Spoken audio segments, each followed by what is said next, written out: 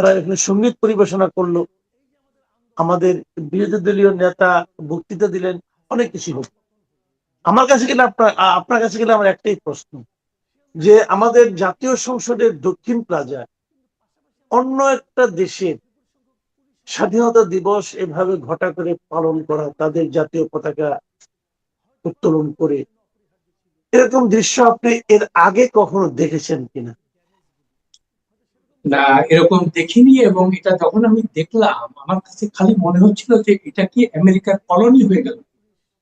এই জিনিসটা খালি বারবার আমার মনে হচ্ছে কেমন। তার কারণ মানে একটা একটা স্বাধীন সার্বভৌম দেশের একটা সরকার যে এত নিচে নামতে পারে, এটা আমার কল্পনার বাইরে ছিল। তো এটা নিয়ে আমি একটা পোস্ট দিয়েছি। আর দেখেন, সবচেয়ে বড় কথা, মানে অত্যন্ত দুঃখের সাথে বলতে হচ্ছে, আমেরিকা তার এই কার্যকলাপের কারণে যে গাজাতে মানে লক্ষ লক্ষ হত্যাযজ্ঞ চালাচ্ছে, ইরানে এগুলা করতেছে, সারা পৃথিবীতে বিশ্বব্যাপী তাদের কারণে আজকে সারা বিশ্বে একটা অশান্তি, মানে আহ, ভয়াবহ অবস্থার সৃষ্টি হয়েছে। এটার জন্য তো আমেরিকা দায়ী সম্পূর্ণভাবে। খালি বাইরের লোকজন বলছে তা না, এবং আমেরিকানরাও এখন এই কথাগুলো বলা শুরু করেছে। তার মধ্যে একজনের নাম আমি বলি, খুবই বিখ্যাত একজন পডকাস্ট মানে জার্নালিস্ট, টাকার কার্লসন। সে বলতেছে যে আমরা কি আমেরিকা মানে ইসরায়েলের কলোনি নাকি নাকি মানে আমাদের ইসরায়েলের কথা আমাদের গভর্নমেন্ট চলবে কেন? কিন্তু আমাদের টাকা, আমাদের সবকিছু। তো যাই হোক, আমার এখন এইরকম একটা প্রেক্ষাপটে যখন আমেরিকার প্রতি ঘৃণা এবং বিদ্বেষ ছড়াচ্ছে সারা বিশ্বব্যাপী, মুসলমানদের মারতেছে একটা মুসলিম সংখ্যাগরিষ্ঠ দেশ বাংলাদেশ, সেখানকার মানে সরকার এভাবে তাদেরকে এরকম ভাবে তোয়াজ করা বা এটার কারণ আমি বুঝলাম না। আমার কেন জানি মনে হচ্ছে যে এই সরকার আসার পর থেকে বা আগের সরকার যে ইউনূসের সরকার ছিল, তারা আমেরিকার পা চাটতে শুরু করেছে বিভিন্ন ভাবে। হ্যাঁ, তো এই পা চাটার এমন একটা দেখেন, ওই যে যে চুক্তিটা করলো মানে দেশ বিরোধী একটা চুক্তি, এটা নিয়ে কোনো উচ্চবাচ্য নাই, এবং উল্টা তারেক রহমানের সরকার এটাকে এন্ডোর্স করতেছে। তো তাতে কি বোঝা যাচ্ছে যে এখন এরা মনে করতেছে যে আমাদের আসলে কোনো শক্তি নাই, জনগণ আমাদের শক্তি না, আমাদের শক্তি ওদের উপর নির্ভর করতে হবে, ওরা আমাদেরকে ক্ষমতায় রাখবে। কিন্তু ওরা যে কারো ক্ষমতায় রাখে কাদের, যাদের ওদের দিয়ে কাজ হয়, তারপরে যখন দেখে যে গণবিক্ষোভ শুরু হয়েছে ওরা কেটে পড়ে। এটা আমরা দক্ষিণ ভিয়েতনামে দেখেছি, কেমন ইরানের সার বেলায় দেখেছি। প্রচুর নজির আছে। তার কারণ আমেরিকানরা কারো কোনদিন বন্ধু হইতে পারে না। পৃথিবীর মানে ইতিহাসে নেই। এটা হেনরি কিসিঞ্জার নিজেই বলেছিল এই কথাটা। হম।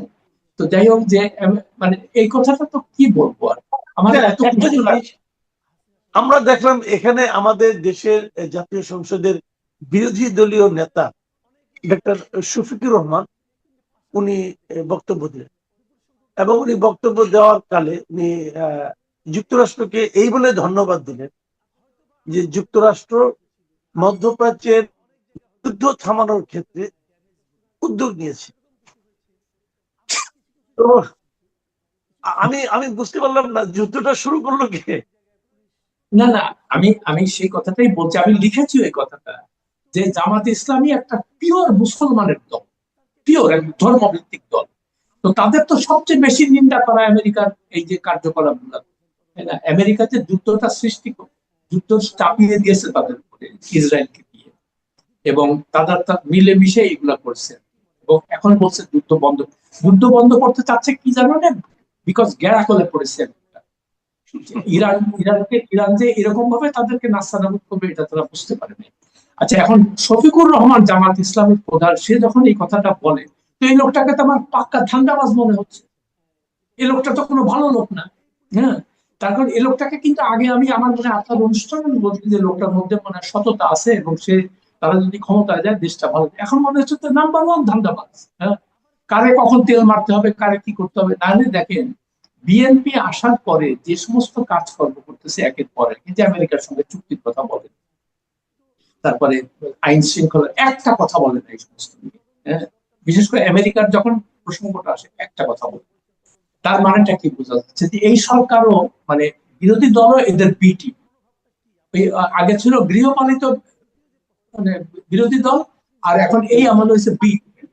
কোনো মানে দেশের যে মূল সমস্যাগুলো, যেমন দেশের বেকারত্ব বাড়ছে, মব ভায়োলেন্স বাড়তেছে। আজকে কয়েকদিন আগে আপনি রিপোর্ট গুলো দেখেন যে রাজশাহীতে এক মানে প্রতিষ্ঠানের এমডি কে তার অন্ডকোষ আক্রমণ করে বলছে 70 লক্ষ টাকা লিখে দাও।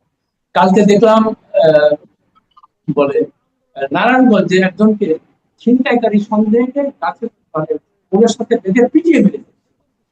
এবং এই এই যে আলামত গুলো, এগুলো কিন্তু ভয়াবহ আলামত।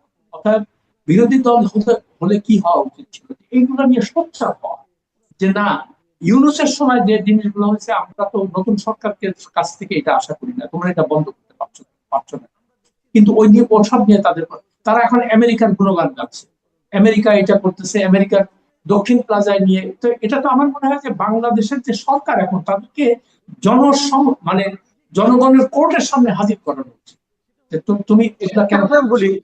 একটা কথা আমি বলি, সেটা হলো যে এই আমাদের যিনি প্রধানমন্ত্রী, উনি তো ওনার সঙ্গী সাথীদের নিয়ে কদিন আগে চীনে গেলেন। এই চীনে যাওয়ার কারণে আমরা অনেকে কিন্তু ভেবেছিলাম যে উনি ভূরাজনৈতিক কূটনীতিতে এক ধরনের বার্গেইন করছেন, এটা অনেকের ধারণা ছিল। তো চীন থেকে ফিরে আসার পর আমরা দেখলাম দেশে চীনের রাষ্ট্রদূত অথবা চীনের কূটনীতিক যারা আছে আমাদের দেশে, তারাও বলছিলেন যে এখানে যেন তৃতীয় কোনো শক্তি যেন না আসে, এরকম নানা রকম কথাবার্তা বলছিলেন। এখন সেই সমস্ত করার প্রেক্ষিতে তার এক সপ্তাহ যেতে না যেতে আবার আমাদের দক্ষিণ প্লাজায় এরকম একটা অনুষ্ঠানের আয়োজন করা, যেখানে আমাদের মন্ত্রীরা যে উপস্থিত হচ্ছেন, স্পিকার উপস্থিত হচ্ছেন। তো এটা কি চীনের সঙ্গে আমাদের যে আলোচনা, যে সম্পর্ক, সেক্ষেত্রে কি আপনার মনে হয় না কোনো ধরনের প্রভাব ফেলতে পারে? না, আমি কিছুদিন আগে এটা নিয়ে লিখেছি, সেটাই বলছি যে দেখেন, চীন হ্যাঁ বড় দেশ, এখন অনেক তাদের টাকা পয়সা হয়েছে, তাদের টেকনোলজি অনেক অ্যাডভান্স, আমরা তাদের কাছ থেকে সাহায্য সহযোগিতা নিব, এটা আমাদের দরকার, ভালো কথা। আর চীনের সঙ্গে ভারতের একটা বৈরিতা আছে দীর্ঘদিন। তো আমরা এখন ইন্ডিয়ার সঙ্গে মানে এখন আপনি দেখতে পাচ্ছেন যে চতুর্দিক থেকে ইন্ডিয়ার বিরুদ্ধে নানান রকমের, এবং সঙ্গত কারণে ইন্ডিয়া আমাদের সাথে ভালো ভালো ব্যবহার করে নাই, এবং ইন্ডিয়া আমাদের মানে মুসলমানদের ওখানে অত্যাচার করতেছে, স্বাভাবিকভাবে এটা মুসলিম সংখ্যাগরিষ্ঠ দেশ হিসেবে তার একটা প্রতিক্রিয়া হবে, এটাই স্বাভাবিক। কিন্তু তার অর্থ তো এই না যে আমি আরেকজনের কোর্টে মানে ইয়েতে যাবো, মানে আরেকজনের কোলের উপরে যে আমাদের তো এটা যে একটা স্বাধীন সার্বভৌম দেশ, আমাদের সরকারকে তো বলতে হবে যে আমাদের স্বার্থ যেখানে আছে, আমাদের স্বার্থকে কিভাবে আমরা রক্ষা করব, সেই কাজটাই আমরা করব। এখন একটা কথা বুঝতে হবে যে পৃথিবীর কেউই কোনো দেশ কোনো দেশের বন্ধু না, এগুলো সবকিছু নির্ভর করে তাদের দ্বিপাক্ষিক স্বার্থের উপর। এখন চীন যে আমাদের এখানে এত এত পয়সা কড়ি দিচ্ছে, এমনি এমনি তো দিচ্ছে না, এগুলো তো ঋণের টাকা, এগুলো তো মানে মানে মুফতে আমরা এই টাকা পয়সা পাচ্ছি না বা তো সেই হিসেবে তারা এগুলো নিয়ে নিচ্ছে। ইন্ডিয়ার সঙ্গে যখন হাসিনারা বলে অনেক নানান রকমের মানে হৃদ্যতা ছিল, তখন ওই ইন্ডিয়াও সেই একই কাজ করেছে, ওই ওই সুযোগ নিয়ে তাদের স্বার্থ রক্ষা করেছে। তো তাদের স্বার্থ রক্ষা, বাংলাদেশের স্বার্থ রক্ষা হয়নি বলে তো হাসিনাকে এই দেশ ছেড়ে পালাইতে হয়েছে। আজ হোক কালো 17 বছর এমনি কেমনে কেমনে ছিল আর কি, অত্যাচার করে। তো এই জিনিসগুলো যদি আমরা না বুঝতে পারি যে মানুষের, দেশের মানুষের উপর যদি কোনো সরকারের বা দলের আস্থা না থাকে, আস্থা না নিয়ে আপনি অন্যান্য দল, অন্যান্য বাইরের শক্তিকে মনে করেন যে এরা আমাদেরকে ক্ষমতা রাখে। এখন কদিন আগে দেখলাম যে খলিলুর রহমান, এখন যে পররাষ্ট্রমন্ত্রী, সে সবক দিচ্ছে সাংবাদিকদের, এই সমস্ত বিব্রতকর প্রশ্ন কেন করেন? আচ্ছা, তো সাংবাদিকের কাজটা কি? মানে তোমাকে তেল মারা প্রশ্ন করবে? আমি থাকলে বা আমি জানি না, যেহেতু আমি সাংবাদিক সম্বন্ধে ছিলাম না, তো আমি জানি না যে সাংবাদিকরা এটার উত্তরে কি বলেছে। সে আরো সবক দিচ্ছে যে দেখেন, আপনারা জানবেন যে ওইখানে মানে প্রধানমন্ত্রী লেভেলে তখন ভিজিট হয়, তখন দিস্তা দিস্তা কাগজ নিয়ে হয় না যে তুমি এটা দিবা। এটা তো ভাই আমরা সবাই জানি, খলিলুর রহমান না জানবে, কিন্তু আমরা জানি, এগুলো দেশের মানুষ জানে। তার কারণটা কি, যে কি আলোচনা হবে, কোনটা মানে অগ্রাধিকার পাবে, এগুলো অফিসিয়ালরা মিলে আগেই ঠিক করে নেয়।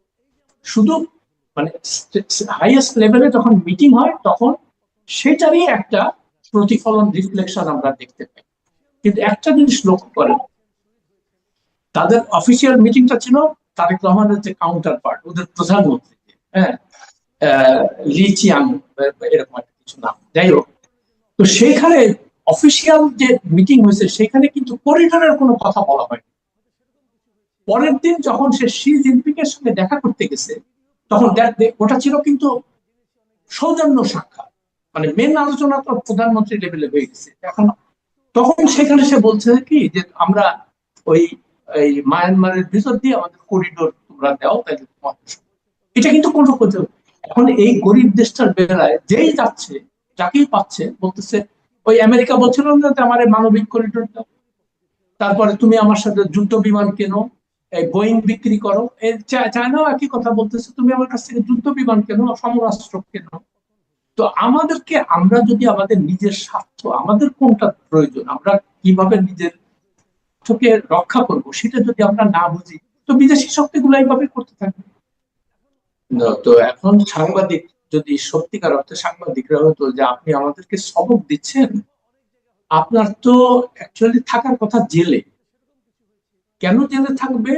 ওই 2001 সালে একটা চাঞ্চল্যকর খুন এবং আত্মহত্যার মামলায় স্বামী স্ত্রী দুজন, একজনকে খুন করে আরেকজন আত্মহত্যা করলো, একটা পুরো পরিবার ধ্বংস হয়ে গেল, সেইটাতে তার সম্পৃক্ততার অভিযোগ ছিল। এবং ঘটনাটা ঘটার রাত্রে ঘটেছে 11টার দিকে, পরের দিন সকালে যখন নিউজ পেপারে এই খবরটা আসছে, সেই সন্ধ্যার সময় সে দেশ ছেড়ে পালিয়ে গেছে এই খলিলুর রহমান। তো এরকম একটা লোককে আপনি দেশের পররাষ্ট্রমন্ত্রী বানাবেন বা জাতীয় নিরাপত্তা উপদেষ্টা বানাবেন, তাহলে দেশে আইনের শাসনটা, সাংবাদিকদের তো এই প্রশ্নটা করা উচিত ছিল যে আইনের শাসনটা কোথায় থাকে। আপনি যদি ক্ষমতাসীনদের আস্থাভাজন হন বা ক্ষমতাবান হন, তবে আইন আপনার জন্য না। কয়দিন আগে দেখলেন নারায়ণগঞ্জে এক এমপির ছেলে চাঁদাবাজি করছিল, সেখানে পুলিশ প্রথমে গ্রেফতার করতে চাচ্ছিল না, এটা নিয়ে হইচই হওয়ার পরে গ্রেফতার করলো।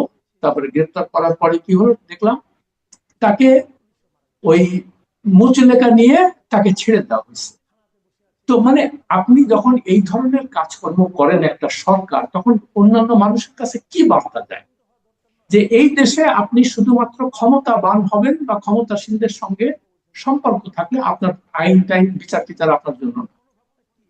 তো এই একই কারণে আমরা দেখছি ওই হাসিনার সময় আগে ছিল তাই, এরশাদের সময় ছিল তাই, খালেদা জিয়ার সময় একই ব্যাপার ছিল। তো তাহলে আমার কথা হচ্ছে যে বারবার এই যে এত বড় বিপ্লব হলো, গণ অভ্যুত্থান হলো, ছাত্র আন্দোলন, ছাত্রদল আন্দোলন হলো, তাহলে দেশের ওই যে মানে নতুন বন্দোবস্তটা কোথায়? নতুন বন্দোবস্তের মধ্যে আমরা কি চেয়েছিলাম?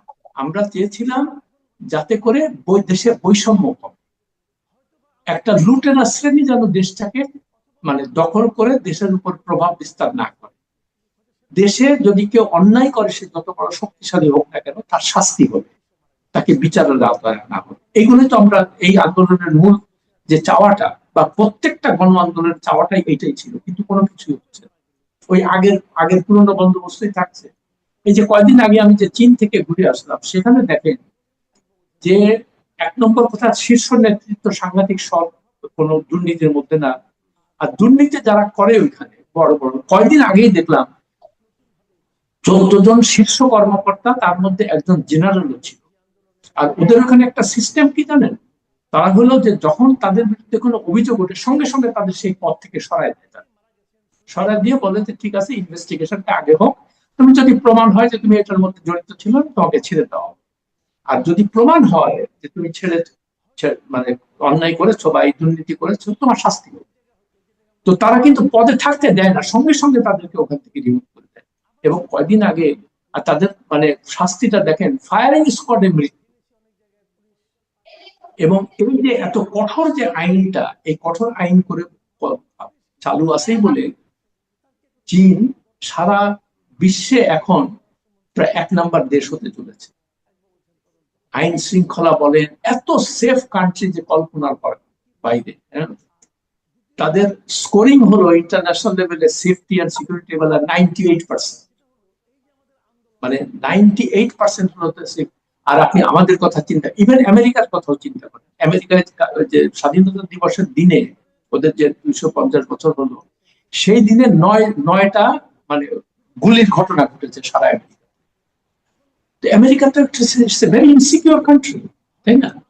তারপরেও দেখেন তারা দুনিয়ার জায়গায় সবক দিয়ে বেড়াচ্ছে যে আমরা হলাম পৃথিবীর সেরা দেশ, আমাদের তোমরা ফলো করো। আর আমাদের মতো উজবুকরা যারা, তারা ওইটা হুজুর হুজুর করতেছে তাদের। তাদের তো এটা তো বলতে পারতেছে না যে ভাই তোমার ফলো করবো কেন? তোমার ওখানে তো বৈষম্য আছে, তোমার ওখানে মারামারি আছে, তোমার ওখানে যারা বড় লোক থাকে, ইভেন ডোনাল্ড ট্রাম্পকে শাস্তি দিতে পারছে? পারে নাই তো। তার বিরুদ্ধে তো 10টা মামলা ছিল, কেউ পারে নাই। ওই যে বললাম যে দেশে আইনের শাসন নাই, এবং সেই দেশ কখনো সামনে আগাইতে পারে না। তাহলে আমি আপনাকে শেষ প্রশ্নটা করছি, একটু ছোট করে যদি বলেন। সেটা হলো, এই যে আমরা মনে করেন শেখ হাসিনার সরকারের পতন ঘটলো 2024 অগাস্ট, সেই পতনের যে আন্দোলন, সেই আন্দোলনে তো সাধারণ মানুষের একটা প্রত্যাশা ছিল। সেই প্রত্যাশার পর আমরা ডক্টর ইউনূসের একটা সরকার পেলাম। সেই সরকার 1.5 বছর কাটানো, তারপরে কি নির্বাচন হলো। সেই নির্বাচনে আওয়ামী লীগকে অংশ নিতে দেওয়া হলো না, সেটা নয় এক কথা গেল। তারপরেও যতটুকু নির্বাচন হলো, সেই নির্বাচনের মাধ্যমে কিন্তু আমরা বিএনপি সরকারটাকে পেলাম। এখন বিএনপি সরকার পাওয়ার পর এই সরকারকে নিয়েও কিন্তু আমাদের একটা প্রত্যাশা ছিল। আমি আপনাকে খুব সংক্ষেপে আপনার কাছে জানতে চাচ্ছি, আপনার সেই প্রত্যাশার যে মানে বিবর্তন যেটা হলো, এই প্রত্যাশার আপনি এখন কোথায় আছেন? না, আমার প্রত্যাশা সত্যি কথা বলতে কি 10-এর মধ্যে 1-এ আছি। তার কারণ আমি যে জিনিসটা চেয়েছিলাম যে অ্যাটলিস্ট ইউনূসের আমলে যে সমস্ত আহ, মানে লুটপাট হয়েছে সেগুলোর অ্যাটলিস্ট একটা তদন্ত হবে। কিন্তু দেখেন যখন ইউনূসের ওই যে হামে শিশু মৃত্যু প্রায় 700-800 হয়ে গেছে এখন পর্যন্ত, তার তার বিরুদ্ধে তো খুনের মামলা হওয়া উচিত ছিল, তাই না? তার তাদের ওই সরকারের গাফিলতির কারণেই এতগুলো, এবং গতকালকেও 7 জন মারা গেছে। গতকালকে প্রতিদিন মারা যাচ্ছে সেটা নিয়ে। এবং এইটা নিয়ে যখন কোন একটা লয়ার এটার বিরুদ্ধে কোর্টে গেল এটার মামলা করতে গেলে, সে বিচারক মামলা হিয়ারিং পর্যন্ত হইতে দিল না। তো তার মানেটা কি? তার মানে যে মানুষের যে প্রত্যাশা ছিল যে আপনি অন্যায় করলে আপনার শাস্তি হবে, আপনি লুটপাট করলে আপনার শাস্তি হবে, আপনার দুর্নীতির অভিযোগ থাকলে আপনার আপনার বিরুদ্ধে ব্যবস্থা নেওয়া হবে, তো কোনো কিছুই তো হচ্ছে না। এখন আরেকটা দেখেন, এই যে কিছুদিন আগে যে ওয়াদা বলে একটা ইংরেজি পত্রিকা দেখলাম যে বের হয়েছে, ওই ইউনিটের প্রেস উইং এর লোকজন তারা, খোঁজ নিয়ে দেখলাম যে তার যে ফাইন্যান্সিয়াল মানে অর্থ দিচ্ছে যেগুলো, তার বিরুদ্ধে দুদকের মামলা ছিল, আনিসুর রহমান বদরুদ্দোজী। তো সে মামলা থেকে অব্যাহতি পাইল কিভাবে? এটার ইনভেস্টিগেশন করা উচিত ছিল এই সরকার। তো এখন আপনি মিডিয়া জগতে আপনি দুর্বৃত্তদের আমদানি করতেছেন তাদের নিজস্ব কথা বলার জন্য। যেমন আপনি ধরেন এই যে বসুন্ধরা গ্রুপের পুরো ইয়ে, মানে তাদের বিরুদ্ধে দুর্নীতির অভিযোগ আছে কিন্তু কেউ ধরেন না তাদের। তারপরে ওই যে বিজনেস স্ট্যান্ডার্ড, তারপরে কি নতুন স্টার টেলিভিশন, সমস্ত দুদকের মামলায় মানে এদের বিরুদ্ধে অভিযোগ আছে এবং তদন্ত হচ্ছে, হাজার হাজার কোটি টাকা মানে মানে মেরে দিয়েছে।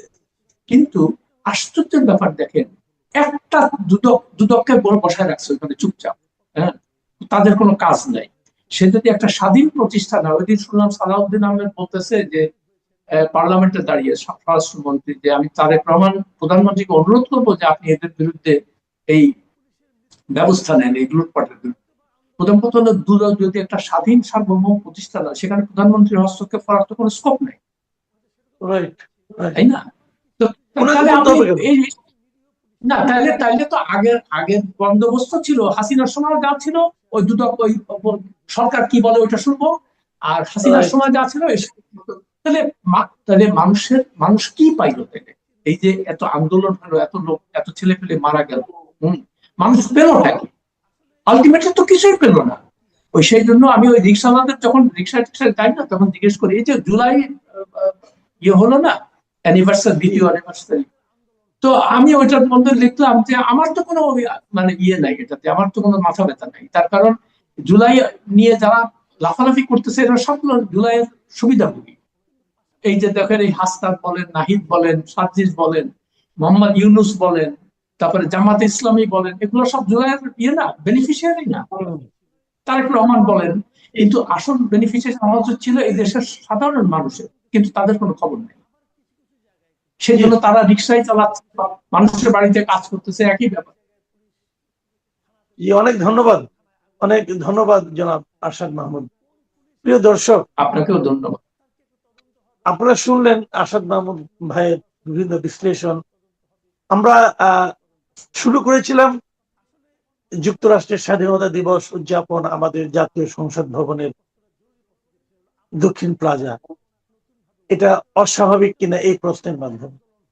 এবং আসাদ ভাই কিন্তু ওই সন্দেহটাই করেছেন যে আমরা কি আসলেও স্বাধীন সার্বভৌম কোনো দেশ হিসেবে এখন পৃথিবীতে হয়তো আরো অনেক দূর যেতেন, কিন্তু রাজনৈতিক কারণ হোক অথবা ব্যক্তিগত কারণ হোক, যে কোনো কারণে হোক ওনাদেরকে সরিয়ে দেওয়া হয়েছে।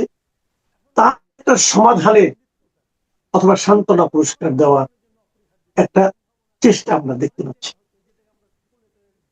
এটা কেউ কেউ বলছে ভালো, আবার কেউ কেউ এমনও বলছে যে এইটা যদি আপনি উদাহরণ তৈরি করেন, এই উদাহরণের আবার অন্য কোনো নেতিবাচক প্রভাব থাকবে কিনা, কি নিয়মিত ভাবেই চলতে থাকবে, এবং এই চলাটা কি একটা সামরিক বাহিনীর মতো একটা মানে আপনার একটা প্রতিষ্ঠান, তার জন্য কোনো ইতিবাচক ফল বয়ে আনবে কিনা, কি বলবেন আপনি? জি, আপনাকে ধন্যবাদ, অনেক অনেক ধন্যবাদ, এবং অত্যন্ত প্রাসঙ্গিক এবং সময়োপযোগী একটি বিষয়ের অবতারণা করার জন্য। বিষয়টি অবশ্যই সচেতন মহলের দৃষ্টি আকর্ষণ করেছে। সো গত সপ্তাহে আপনার এটা প্রজ্ঞাপন বের হয়েছে, তাতে দেখা যাচ্ছে যে 2009 থেকে 2024 পর্যন্ত এই সময়টা, অর্থাৎ আওয়ামী সময় যেটা, এই সময়ের আহ প্রায় 150 জন অফিসার, তিন বাহিনীরই অফিসার, তাদেরকে ভূতপূর্ব পদোন্নতি, কিছু আর্থিক ক্ষতিপূরণ সহ করে বিভিন্ন ধরনের বন্দোবস্ত করে একটা প্রজ্ঞাপন জারি করা হয়েছে। আমার প্রথম কথা হচ্ছে যে অবশ্যই বিষয়টি সাধুবাদ পাওয়ার মতো একটা বিষয়। এই তালিকায় যেসব অফিসারের নাম আছে, আমি প্রত্যেকটা নাম আমি খুঁটিয়ে খুঁটিয়ে দেখেছি, তারা প্রত্যেকে কোনো না কোনো ভাবে ক্ষতিগ্রস্ত, কোনো সন্দেহ নেই। এখন যে ক্ষতিটা হয়েছে, এই ক্ষতি তো আর পুষিয়ে দেওয়া যাবে না, কিন্তু তাদেরকে যখন তাদের সম্মানটা ফিরিয়ে দেওয়া হয় বা বলা হয় যে তোমার প্রতি ইনজাস্টিস করা হয়েছে, সেটা এক ধরনের কিন্তু মনস্তাত্ত্বিক একটা সামাজিক একটা মানে স্ততি তৈরি করে যে হ্যাঁ, প্রকৃতপক্ষে তারা ক্ষতিগ্রস্ত, তাদের এটাকে আমরা স্বীকার করছি এবং এর ক্ষতিপূরণ বাবদ আমরা এইভাবে করার এভাবে এটা চেষ্টা করে যাচ্ছি। এই বিষয়টি ঘটেছে যখন অন্তর্বর্তীকালীন সরকার ছিল। তো এখানে কিছু পদ্ধতিগত জটিলতা আছে। আপনি যে প্রশ্নটা তুলেছেন এটা মারাত্মক প্রশ্ন। তাহলে যখন রেজিম পরিবর্তন হয়, তখনই কি এরকম একটা প্রজ্ঞাপনের মাধ্যমে ক্ষতিপূরণের দায়ের ব্যাপার থাকে কিনা? তো আমরা এর আগে যখন আওয়ামী লীগ সরকার আসলো, তখনও দেখলাম যে এর আগের বার যখন বিএনপি সরকারের আমলে যারা ক্ষতিগ্রস্ত হয়েছিল, বা বিএনপি সরকারের সময় যারা আওয়ামী মনা অফিসার বা এই ধরনের ধারণা যাদেরকে পোষণ করা হতো, তাদেরকে ক্ষতিপূরণ দেওয়া হচ্ছে। একইভাবে এবারও ওরকম একটা উদ্যোগ নেওয়া হলো। তো এই উদ্যোগটার ক্ষেত্রে আমি যতটুকু জানি যে এটা অন্তর্বর্তীকালীন সরকারের মানে নিরাপত্তা উপদেষ্টা জেনারেল হাফিজের নেতৃত্বে একটা বোর্ড করা হয়েছিল। সুতরাং পুরো ঘটনাটা ঘটেছে অন্তর্বর্তীকালীন সরকারের সময়, কিন্তু প্রজ্ঞাপনটা বের হয়েছে বর্তমান নির্বাচিত বিএনপি সরকারের সময়। সুতরাং এটার ইতিবাচক নেতিবাচক সমালোচনা যাই হোক না কেন, এটা পুরো বিএনপি সরকারের উপরে বর্তাবে। এখন কথা হচ্ছে যে এটার মধ্যে আমি বেশ কিছু ত্রুটি বিচ্যুতি দেখতে পাচ্ছি। প্রথম কথা হচ্ছে যে এই তালিকার মধ্যে অনেক অনেক ব্রিলিয়ান্ট অফিসার, সৎ দেশপ্রেমিক প্রফেশনাল অফিসারদের তালিকা আমি নাম দেখছি না। তাহলে কথা হচ্ছে যে আমি আমার ব্যক্তিগতভাবে আমার চেনা জানা যে মানে সার্কেল, তাতেও আমি বলতে পারি অ্যাটলিস্ট 4 থেকে 5 জন অফিসার যারা রাজনৈতিকভাবে বঞ্চিত হয়েছেন গত 17 বছর 15 বছরে, তারা সেনাপ্রধান হওয়ার যোগ্যতা রাখেন। এই এই লেভেলের অফিসার, মানে তাদের নাম কিন্তু আমরা এই তালিকার মধ্যে দেখছি না। এমনকি ধরেন এই যে মিরপুরের স্টাফ কলেজ বা এনডিসি যে আমাদের আছে, এই দুইটা কোর্সে মানে টপ করা ফার্স্ট হওয়া যে অফিসার, সে কোর্সের sword of honour, say BSU মানে ব্যাটালিয়ন সিনিয়র আন্ডার অফিসার, মানে সবচেয়ে বড় যে অ্যাপয়েন্টমেন্ট একটা ব্যাচের মধ্যে থাকে, দেশে বিদেশে অসংখ্য ভালো কোর্স ক্যাডার করার পরেও এই অফিসার অনেকে রাজনৈতিকভাবে বঞ্চিত, কিন্তু তারা কিন্তু এই তালিকার মধ্যে নাই। তাহলে কথা হলো, এটা কি প্রশ্নবিদ্ধ হচ্ছে না? আমরা দেখতে পাচ্ছি যে 4 ক্যাটাগরির অফিসার এখানে তাদের নাম এসছে। তো এখানে এই 4 ক্যাটাগরির মধ্যে প্রথম ক্যাটাগরি যারা ভূতপূর্ব সময়ে যারা বিএনপির বিভিন্ন গুরুত্বপূর্ণ দায়িত্বে সরকারের সাথে ছিলেন, সেটা পিজিআর, এসএসএফ, এমএসপিএম বা এই ধরনের দায়িত্বে যারা পালন করেন পেশাদারিত্বের সাথেই, মানে তাদের নাম আমরা দেখতে পাচ্ছি। দ্বিতীয়ত জামাতে ইসলাম এবং বিএনপির রাজনীতির সাথে সংশ্লিষ্ট পরিবারের লোকজনের মধ্যে আছে। এটাও আমি নেতিবাচক কোনো দিক দেখছি না, এবং তারা ক্ষতিগ্রস্ত হয়েছেন, কোনো সন্দেহ নেই। তৃতীয় ক্যাটাগরি হচ্ছে যে বিডিআর কার্নেজ নিয়ে যারা উচ্চবাচ্য করেছেন বা বিভিন্ন ধরনের মন্তব্য করেছেন বা জোরে জোরে কথা বলেছেন, তারাও কিন্তু এই ক্ষতিপূরণের তালিকা আছে। এবং আরেকটি ক্যাটাগরি হচ্ছে যারা ওই দ্বৈত নাগরিকত্ব পরিহার করতে গিয়ে স্বেচ্ছা অবসরে গেছেন, এরকম বেশ কিছু ভালো অফিসারের নামও ওখানে আমরা দেখেছি এবং যারা যৌক্তিকভাবে পাওয়ার কথা এবং পেয়েছেন। সো এটা নিয়ে কোনো বিষয় না। আমার পয়েন্টটা হচ্ছে যে পদ্ধতিগত একটা বড় ধরনের ত্রুটি হচ্ছে, কারণ এখানে আমরা অনেক যোগ্য অফিসারকে দেখছি যারা রাজনৈতিকভাবে বঞ্চিত বা তারা প্রতিহিংসার শিকার, তাদের নাম এই তালিকার মধ্যে নেই। আচ্ছা, আমি উদাহরণস্বরূপ বলতে পারি যে এই তালিকার মধ্যে যে অফিসারগুলো আছেন তার মধ্যে একজন দুইজনের কথা এমনও বলতে পারে যিনি স্টাফ কলেজ, মিরপুরে স্টাফ কলেজ এবং ন্যাশনাল ডিফেন্স কলেজ যে মিরপুরে আছে, দুইটা কোর্সে টপ করা অফিসার, কোর্সের sword of honour, battalion senior under officer BSU আমরা যেটা বলি, এবং তার দেশে বিদেশে তার রেকর্ড, যদি বাংলাদেশ সেনাবাহিনীতে 10 জন অফিসারের নাম এ পর্যন্ত উচ্চারণ করতে হয়, তাদের নাম কিন্তু আসবে। এবং নিশ্চিতভাবে তারা রাজনৈতিক প্রতিহিংসার শিকার, তাদের নাম নাই কেন? তাহলে এটাকে আমি কিভাবে একটা স্বচ্ছ প্রক্রিয়া বা এটাকে আমি একটা ন্যায্য তালিকা মনে করার কোনো সুযোগ নাই। আচ্ছা, এখানে আমি আমি আপনাকে একটা প্রশ্ন করি।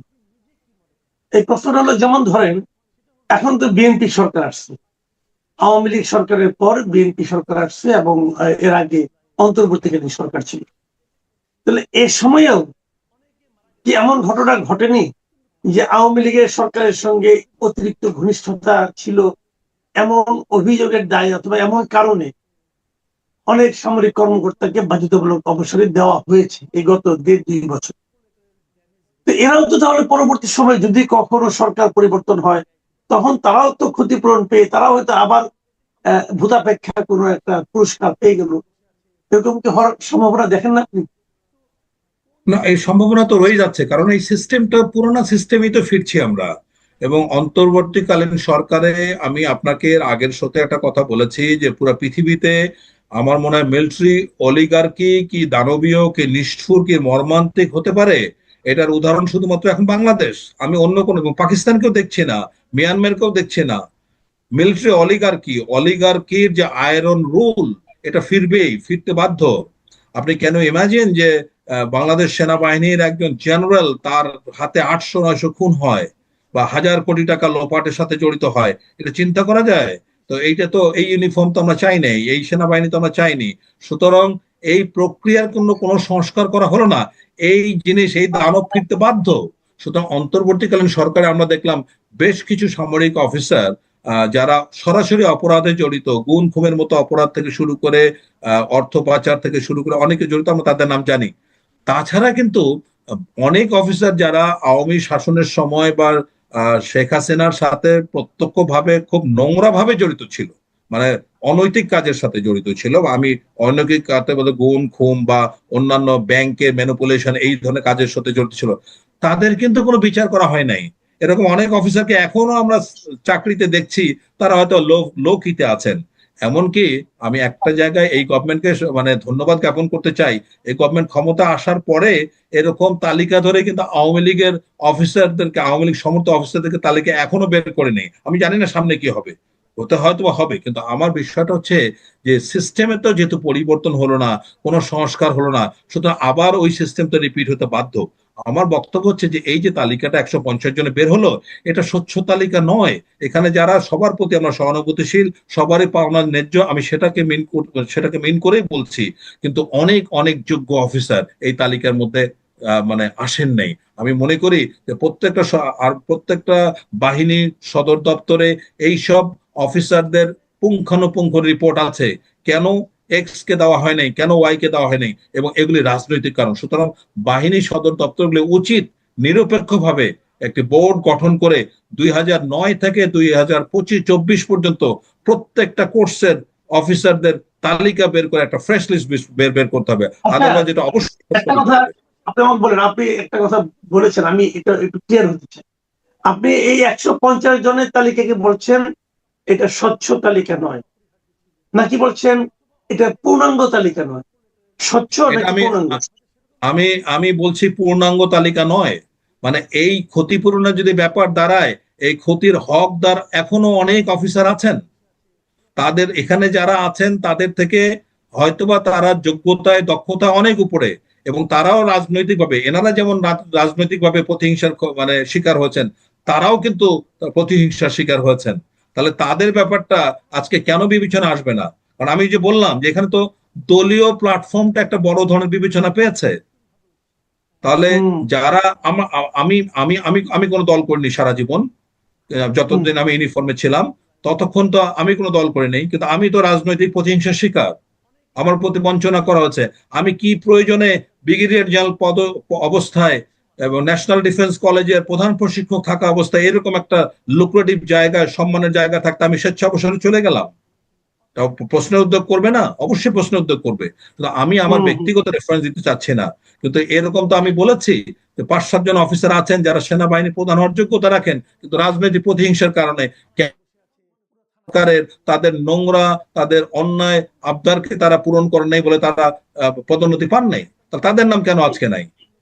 জি, এই আশাটা আমরা আশাটা খুবই একটু প্রস্তুত ছিল। একটু অন্য প্রসঙ্গে একটু যেতে চাচ্ছি। জি আপনি দেখেছেন যে গত দিন, মানে আপনার এই জুলাই মাসের এই 4 তারিখে জাতীয় সংসদের সামনে আমরা দেখেছি যে যে যুক্তরাষ্ট্রের 250তম স্বাধীনতা দিবস উপলক্ষে বেশ জাঁকজমকপূর্ণ একটা অনুষ্ঠান হয়েছে। তো মানে যুক্তরাষ্ট্রের সঙ্গে আমাদের সম্পর্ক এখন ভালো, আমরা অনেক চুক্তি টুক্তি করেছি। এটাকে অনেকে গোলামি চুক্তি বলছে, অনেকে আবার ভালো চুক্তিও বলছে। যাই হোক, কিন্তু অন্য একটা দেশে স্বাধীনতা দিবসের উৎসব, জাতীয় সংসদের একদম দরজা পর্যন্ত চলে যাওয়া, এবং সেখানে আবার আমার মন্ত্রীদের মানে অত্যন্ত মানে উপস্থিতি, সবার উপস্থিতি, সব ধরনের লোকের। তো এটা কি, আপনি এই ধরনের কোনো উদাহরণ আমাদের দেশের আগে হয়েছে, অথবা এইবার যে হলো এটা কি আমরা সম্মানিত হলাম, নাকি আপনি এটাকে কিভাবে বলবেন? না, এটার বিষয়টা হচ্ছে কূটনৈতিক ভাবে আমি মনে করি যদি 250 বছর একটা বড় মাইল ফলক মার্কিন যুক্তরাষ্ট্রের জন্য, সেটা যদি মানে মার্কিন দূতাবাসে করা যেত, বা কোনো ধরনের আন্তর্জাতিক 5 স্টার মানের হোটেল বা এরকম কোনো নিরপেক্ষ ভেন্যুতে করা হতো, তাহলে কিন্তু এটা অনেকটা বিফিটিং হতো বলে আমি মনে করি। এখন জাতীয় সংসদ এবং তার দক্ষিণ প্লাজায় এরকম একটা বিষয় ঘটনা, এটা শুধুমাত্র বাংলাদেশের জাতীয় বিষয়গুলি এইসব জায়গায় সংগঠিত হওয়া উচিত। অন্য কোনো দেশের, অন্য কোনো জাতির যত বড় বিষয় হোক না কেন, এখানে পরিহার করাটা হয়তো খুব ভালো ছিল, ডিসেন্ট ছিল।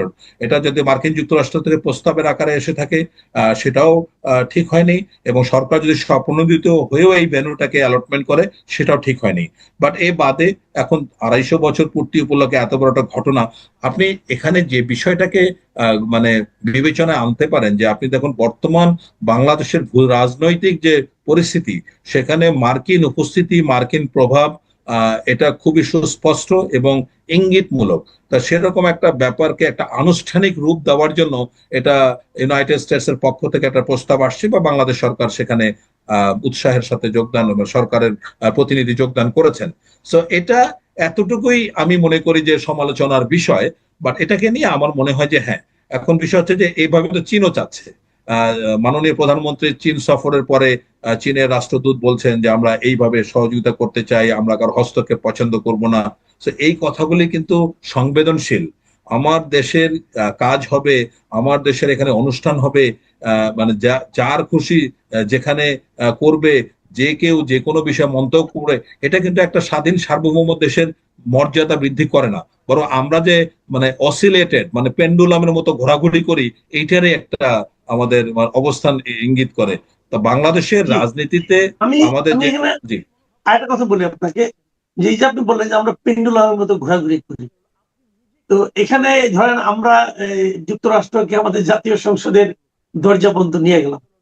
আবার কয়েকদিন আগে আমাদের প্রধানমন্ত্রী চীন সফরে গেলেন।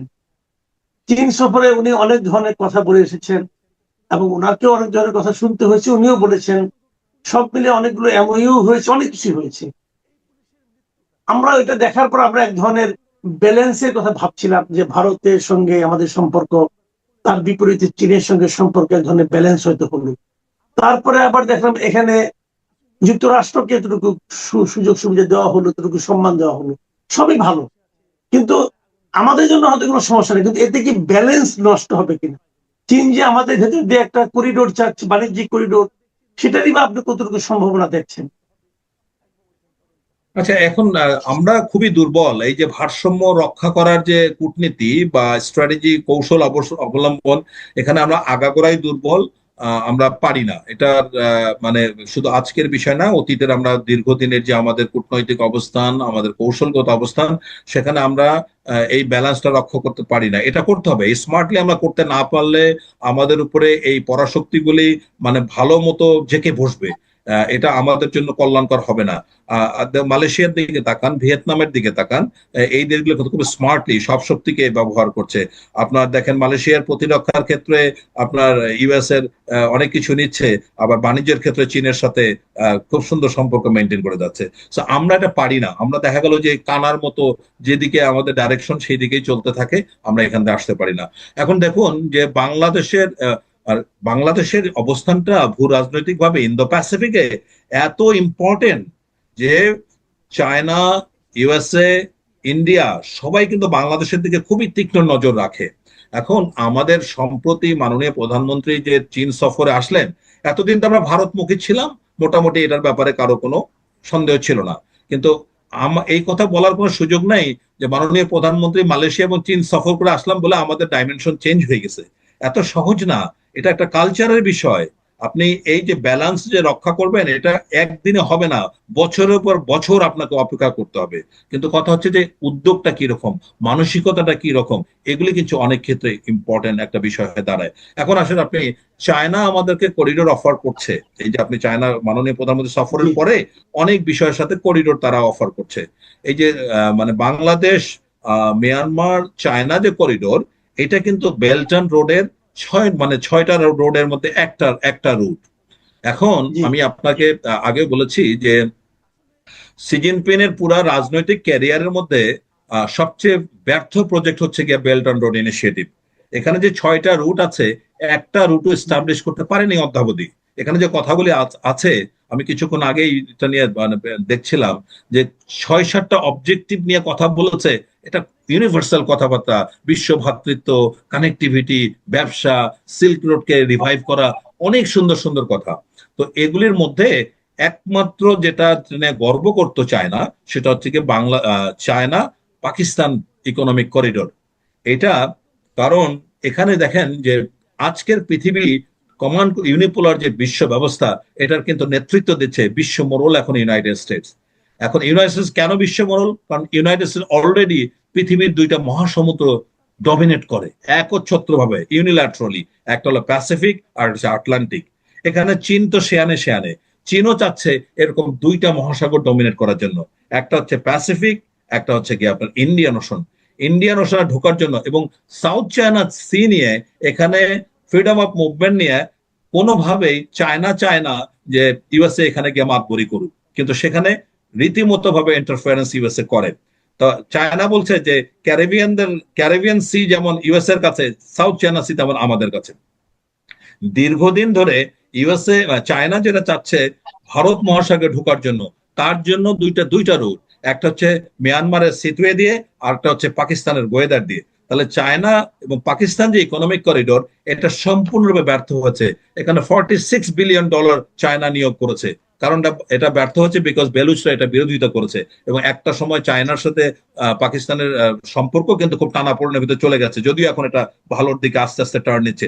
তার মানে কি, বেল্ট অ্যান্ড রোডের সবচেয়ে সফল যে রুট, সেটাও কিন্তু ব্যর্থ হচ্ছে। তাহলে এখন আমি এভাবেই বলতে চাই যে চীন তার অচল পয়সাটা আমাদেরকে দিয়ে চালাতে চাচ্ছে। আমরা খুশি কেন? বিকজ এখানে আমাদের বিশাল একটা উপকার আছে। উপকারটা কি?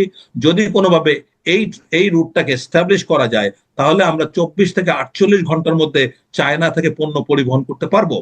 যদি এক সময় আমাদের অফশোর সেক্টর গুলোতে প্রচুর গ্যাস পাই, এই গ্যাস আমরা চায়না রপ্তানি করতে পারবো কায়েকপু থেকে। এখন দেখেন, এই প্রসঙ্গে আমি একটা চমৎকার কথা বলেছিলাম আপনাকে, যে রোহিঙ্গা প্রত্যাবর্ষণের ব্যাপারে একটা দারুণ সম্ভাবনা তৈরি হচ্ছে। এই সম্ভাবনাটা এরকমই যে যদি একমাত্র রাখাইনের রাজধানী সিতুয়াকে ইন্টারন্যাশনাল সিটি করা যায়, তবে কিন্তু একটা সম্ভাবনা তৈরি হতে পারে। এটা আমার ধারণা, আমার মতামত। এবং এই পর্যন্ত তো আমরা কোনো অপশন দেখছি না, কোনো সলিউশন আসার হলে তো কেউ দেখাতে পারছে না। আসিয়ানের মেম্বার আপনি পা ধরে পড়ে থাকলে আপনাকে মেম্বার করবে না, ইট ইজ গ্যারান্টেড। আপনাকে চায়না মাননীয় প্রধানমন্ত্রীকে বলেছে তারা রোহিঙ্গা প্রত্যাবর্ষণের মানে সহযোগিতা করবে। আমি আপনাকে বলে দিতে পারি হলফ করে, একজন রোহিঙ্গা ফিরে যাওয়ার ব্যাপারেও চায়না আন্তরিক নয়। তাহলে কি আমাদের এমন একটা পদ্ধতিতে ফিরতে হবে যেখানে আমরা চীন, ভারত, মিয়ানমার, আরাকান আর্মি সবাইকে সন্তুষ্ট করতে পারি। সেটার একটা অপশন হচ্ছে গিয়ে, যদি আমরা সিতে শহরকে, মানে আরাকানের রাজধানী সিতেকে আন্তর্জাতিক নগরী করি, আন্তর্জাতিক সিটি করি, ফ্রি সিটি করি, ইন্টারন্যাশনাল সিটি করি, তবে সম্ভব। কিভাবে?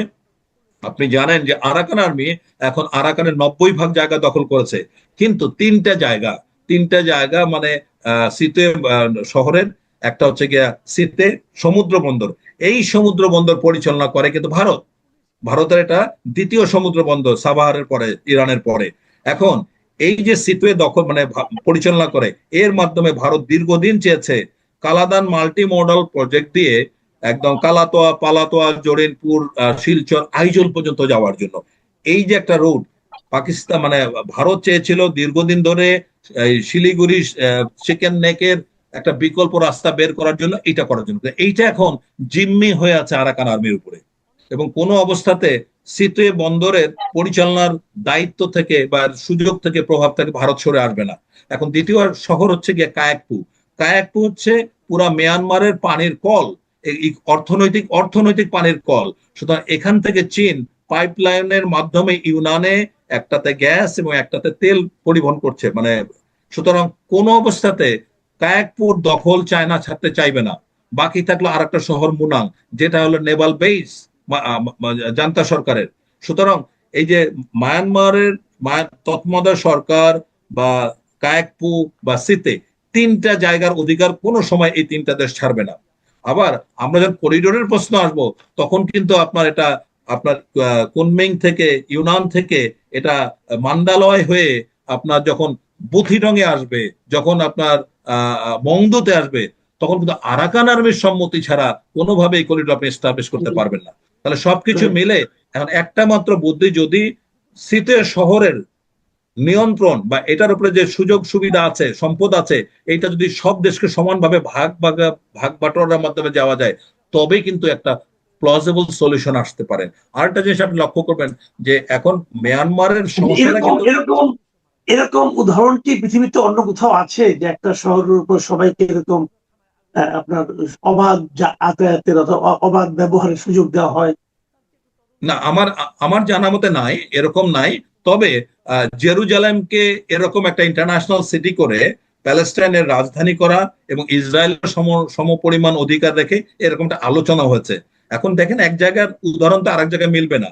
এখানে যে ঘটনাগুলো হয়েছে, এখানে দেখতে হবে স্টেক হোল্ডার কারা, তাদেরকে কিভাবে সন্তুষ্ট করা যায়। এই সুযোগটাই আজকে বাংলাদেশের নেওয়া উচিত। বাংলাদেশ এখানে স্বপ্রণোদিত হয়ে যদি প্রত্যেকটা পার্টির কাছে গিয়ে এই প্রস্তাবটা দেয়, তাহলে আমি ধারণা করছি, আমার কেন যে দৃঢ় বিশ্বাস বলে যে বাংলাদেশ একটা বড় ব্রেক থ্রু করতে পারবে। বাংলাদেশ যদি এটা করতে পারে, তাহলে বাংলাদেশের জন্য সবচেয়ে বড় স্বার্থ যেটা রক্ষা হবে, আরাকান আর্মি মানে খুশি চিত্তে তাহলে তারা ফিরে নিতে চেষ্টা, কারণ একদিন না একদিন আরাকান কিন্তু স্বাধীন হবেই। পুরা মিয়ানমারের মধ্যে পেরিফেরিতে যে 7টা প্রদেশ আছে, সব জায়গায় আন্দোলন বিদ্রোহ কিন্তু স্থগিত করে ফেলছে, কিন্তু আরাকান আর্মি কিন্তু দমন করতে পারে নাই। আরাকান একদিন স্বাধীন হবে, তার অন্যতম কারণ হচ্ছে আরাকান হিল। এখানে এসে জান্তা সরকার আর কোনোদিন এই প্রভাব বিস্তার করতে পারবে না। সুতরাং এমন একটা জায়গায় বাংলাদেশ হতে যাচ্ছে রাখাইনের সবচেয়ে নিকটতম প্রতিবেশী, সবচেয়ে সহযোগী শক্তি, সহযোগী দেশ। এখানে বাংলাদেশ সরকার যদি কোনোভাবে 1.5টা ডিপ্লোমেসি হোক, অথবা আমি ব্যক্তিগতভাবে আমার মতামত হলো আরাকান আর্মিকে পূর্ণাঙ্গ সমর্থন দিয়ে, দরকার সামরিক সমর্থন দিয়েও যদি সম্ভব হয়, তাও যদি আমাদের রোহিঙ্গাদের পুনর্বাসন ফিরে নেওয়ার ব্যবস্থা করা যায়, তাহলে কিন্তু সেটা বাংলাদেশ। কারণ আজকে প্রতি বছর আমাদের 72,000 কোটি টাকা এই রোহিঙ্গাদের জন্য পালতে হচ্ছে। যে 11 লাখ আসছে, এখন 13 লাখ 14 লাখ হয়ে যাচ্ছে। একটা গরিব দেশে আমাদের মতো মানে মানে গোদের উপরে বিষ ফোড়া হয়ে আছে, এটা আমরা বছরের বছর টানছি, কোনো সমাধান নাই, কোনো আলোর দিশারি নাই। তাহলে কিভাবে আমরা এই বিষয়টাকে এতদিন ধরে টানবো? সুতরাং এই জায়গাটাতে আমি মনে করি যদি কোনোভাবে মার্কিন যুক্তরাষ্ট্র ইনভলভ হয়, কারণ একমাত্র দেশ যার কথা জান্তা সরকার খুব সহজে মেনে নেবে সেটা কিন্তু ইউএসএ। সুতরাং ইউএস এর ইনভলভমেন্ট যদি করে এখানে কিছু করা যায়, তাহলে সেটাও কিন্তু খারাপ হবে না। আর যদি আপনার এই China Myanmar Bangladesh economic corridor এই শর্তে রাজি করা যায়, তাহলে বাংলাদেশের জন্য কিন্তু খুবই লাভবান একটা বিষয় হবে। যদিও অচল পয়সা চায়নার, তবুও আমাদের জন্য একটা বড় একটা লাভজনক করিডোর বা বাণিজ্যিক একটা রুট হিসাবে আমরা পাবো। ওই যে লুকিস অনেক কিছু বলে, অনেক কিছু তখন কিন্তু আমরা